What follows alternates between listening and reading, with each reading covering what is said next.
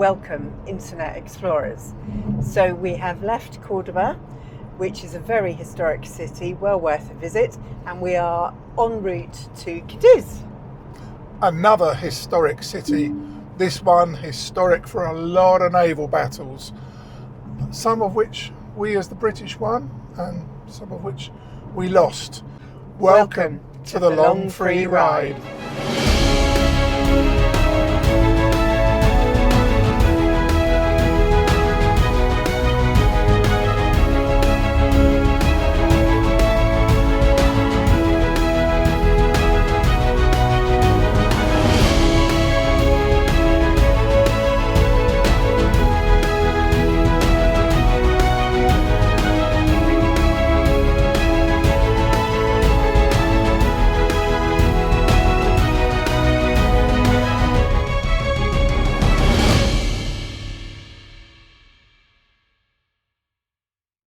Our journey to Cádiz was initially to be on motorways, and then, after a charging stop at Antequera, we would take more rural roads to Jerez.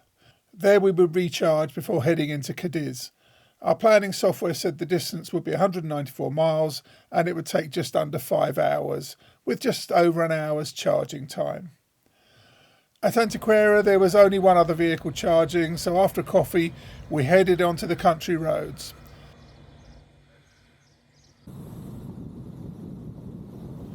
It was nice to be off the motorways for a change.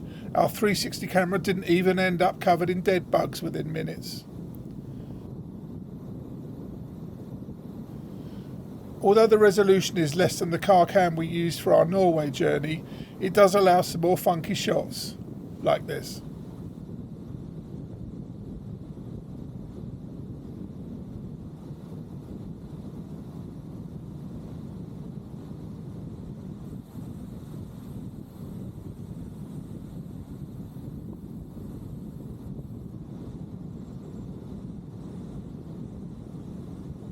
The Jerez Tesla supercharger is situated in a large retail park. As it was a Sunday, the stores were all closed, but happily, the KFC was open.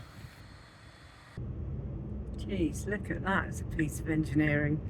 Well, it is a piece of engineering, I have to say. Wowzers. They really wanted to get to the other side. This bridge is called La Papa, and it only opened in 2015. It links Cádiz to Puerto Real in mainland Spain. It's the longest cable-stayed bridge in the country. In fact, its total length is over 3,000 metres, and it has a 69-metre vertical clearance, making it one of the highest and longest span bridges in Europe. In fact, this bridge is so good, they named it twice, because it's also referred to as the 1812 bridge. Those names come from La Papa, the first Spanish constitution that was signed in 1812 in Cádiz. This is because the general courts had fled other parts of Spain during the Spanish Independence War and arrived in Cádiz.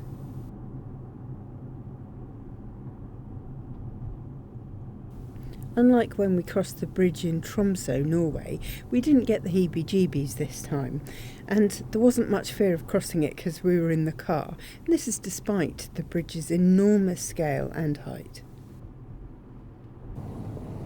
Having crossed the bridge, we then had to navigate our way through the city to our accommodation. I had worried about this particular booking because I knew the parking was in an underground car park in a central square, and then we had to walk to the apartment with our luggage. And we've previously had issues with getting the wide, very low and very long Tesla down certain spiral ramps into these sorts of parking places. However, on this occasion, it wasn't getting into the car park that was the nervy bit. It was getting it through the one-way system and down the narrow streets to even reach the car park. Overall, John did a very good job and only got beeped at once.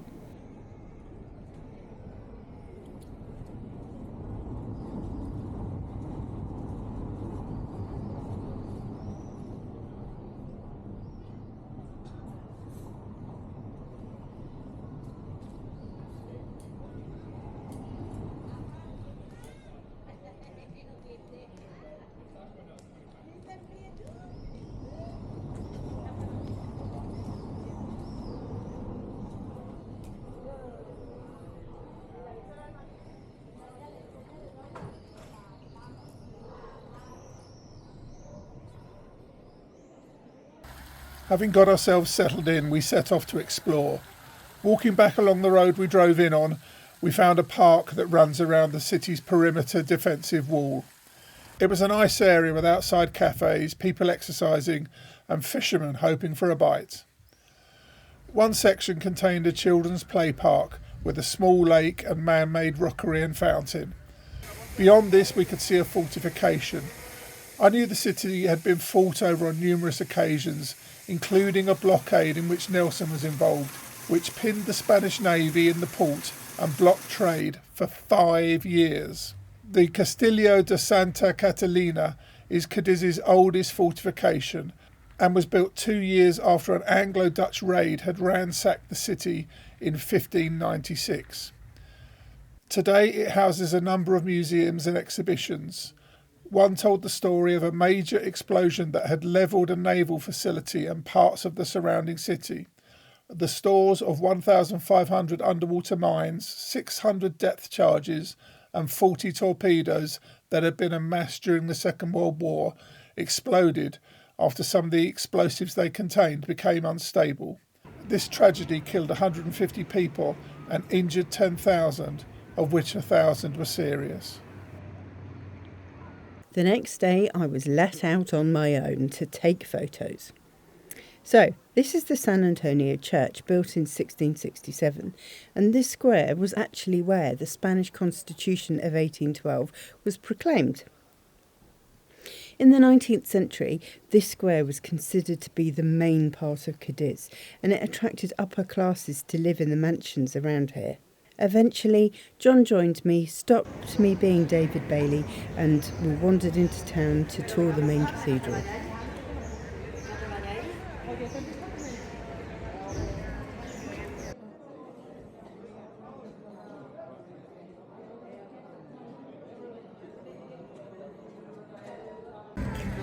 The cathedral in Cádiz was built between 1722 and 1838.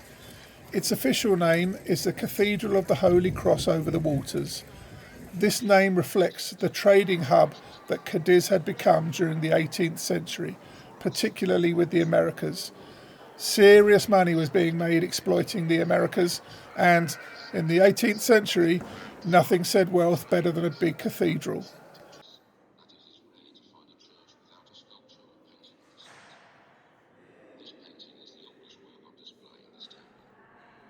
Like many of the cathedrals we have visited on this tour, it took over 100 years to build and the plans got changed. As such, it contains a number of architectural styles. Wikipedia informs me that it started as a Baroque design, but now has Rococo and neoclassical elements.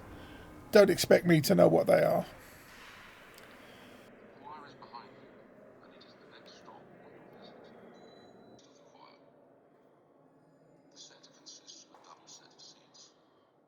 Once again, the artistry demonstrated in the fixtures and fittings of the cathedral were exquisite. However, not all of them were commissioned originally for this building, and many have been brought in from other churches. That doesn't take away from the craftsmanship on display though, and I reflected that my father, who was a carpenter and joiner, would have loved seeing the details carved into each piece.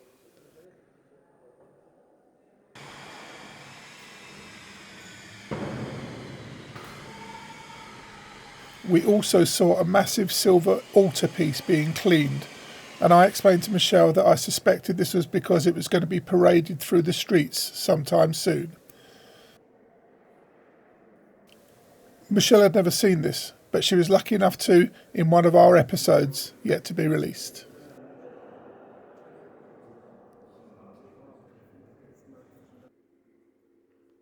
What I did like was the impressive crypt with its shallow domed roof. It was quite mesmeric to walk around.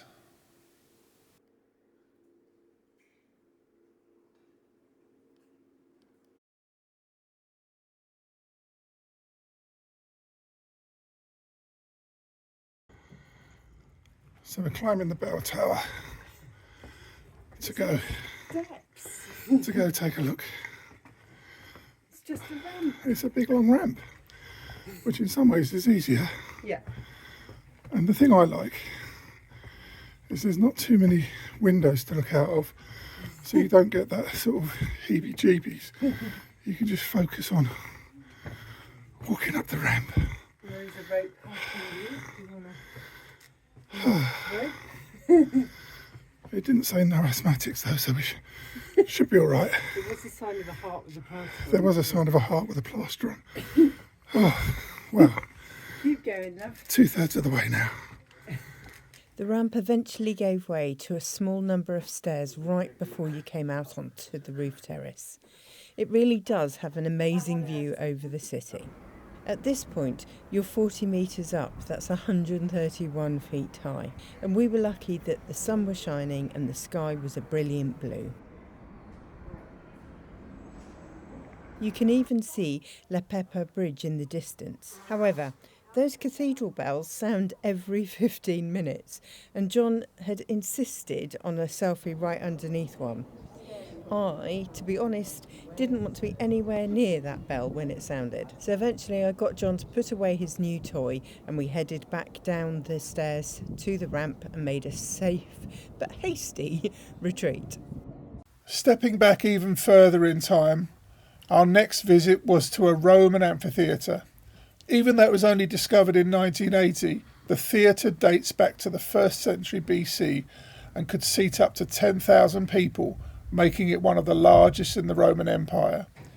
You might wonder how you could lose an amphitheatre in a small city like Cádiz. Well, that was because it had a fortress built on top of it in the 13th century. Whilst there, I came over all Shakespearean. Is this a dagger which I see before me? No, John, it's the Insta360 camera. Oh yeah. Got the sun in my eyes. We also launched the drone, giving a view of the northern tip of the city. It was in the natural harbour beyond that Nelson and the Royal Navy kept the Spanish fleet bottled up for 5 long years.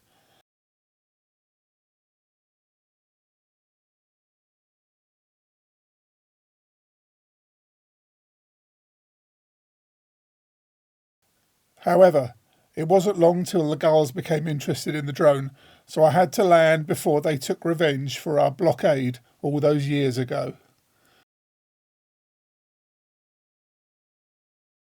Walking back to our accommodation, I picked up some souvenir headwear, and whilst I had an ice cream, Michelle went for a local pastry delicacy.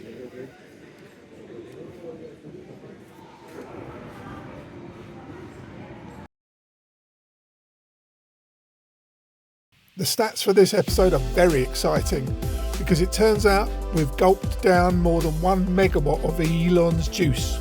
All free, of course. We also drove 195 miles, which works out at 314 kilometres. We charged the car with 96 kilowatts. And we did this over 2 charging stops, but we were only stationary 1 hour and 5 minutes. Because we use superchargers, Elon's juice is free for us. But if we had had to pay for it, it would have cost us £30 and 67 pence. There were no other ancillary costs for the car. Now let's add that to the grand total for the trip so far. We hope the long free ride is demonstrating that you can do long road trips in an electric vehicle. Please like, share and subscribe to the channel to help us bring this message to a wider audience.